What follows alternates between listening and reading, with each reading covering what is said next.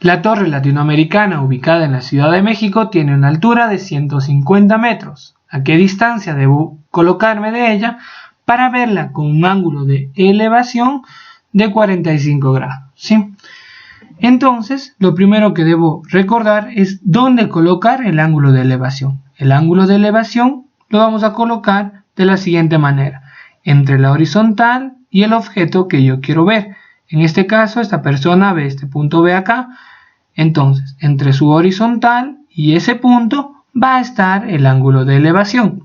Ahora, el ángulo de depresión. Esta persona de acá está viendo este punto A de acá. ¿Cómo se forma el ángulo de depresión? Igualmente, entre la horizontal o la visual del objeto, del observador, y el objeto que está viendo, ¿sí? Este es el ángulo, así se coloca un ángulo de depresión y así un ángulo de elevación. Ahora, tengo yo un edificio. Entonces voy a dibujar un edificio rápidamente de la siguiente manera. Nada más, esta parte de aquí me simboliza mi edificio. Ahora, ¿qué otra cosa yo tengo que dibujar aquí? La distancia entre el edificio a donde voy a estar yo parado, ¿sí? En esta parte voy a estar yo parado, voy a simbolizar únicamente, ¿sí?, poniendo este puntito acá, nada más. Aquí voy a estar yo parado. Ahora, cerremos este triángulo rectángulo entre el suelo y la parte más alta del edificio. ¿Por qué? Porque dice que yo miro allí con un ángulo de elevación de 45 grados. Entonces ya conocemos dónde debo poner el ángulo de 45 grados. Por lo tanto, como es ángulo de elevación entre la visual y el objeto, tiene que ser un ángulo de elevación de 45 grados. Listo. Como este dato yo no conozco la distancia entre el edificio y mi persona, voy a poner X. Ahora, la altura del edificio, ¿cuánto es? 150 metros. Listo. Siguiente paso. ¿Qué tengo yo? Tengo un ángulo, su cateto adyacente y su cateto opuesto. ¿Qué función trigonométrica me relaciona el cateto opuesto y el cateto adyacente? Esa es la tangente, ¿sí? Entonces la tangente en este caso, ¿de qué ángulo sería? La tangente de 45 va a ser igual a cateto opuesto. ¿Cuál es el cateto opuesto? 150 dividido para la hipotenusa, que es X. Despejemos X de aquí. X está dividiendo, va a pasar multiplicando. ¿Y qué me queda?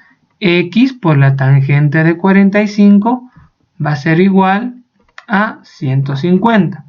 Ahora, ¿qué hago? Esta tangente de 45 está multiplicando. ¿Cómo pasa al otro lado? Dividiendo, ¿sí?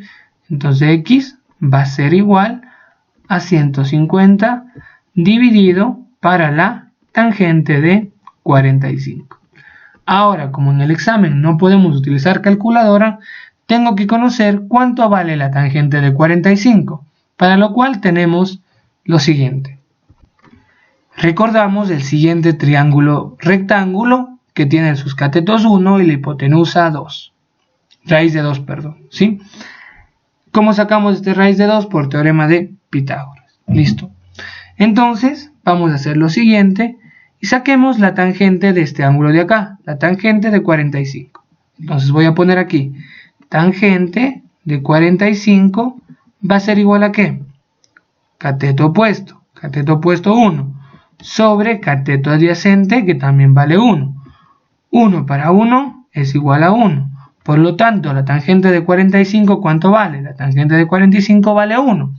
Entonces, volviendo a la ecuación, como ya conozco el valor de la tangente de 45, reemplazo. Entonces, X va a ser igual a ¿qué?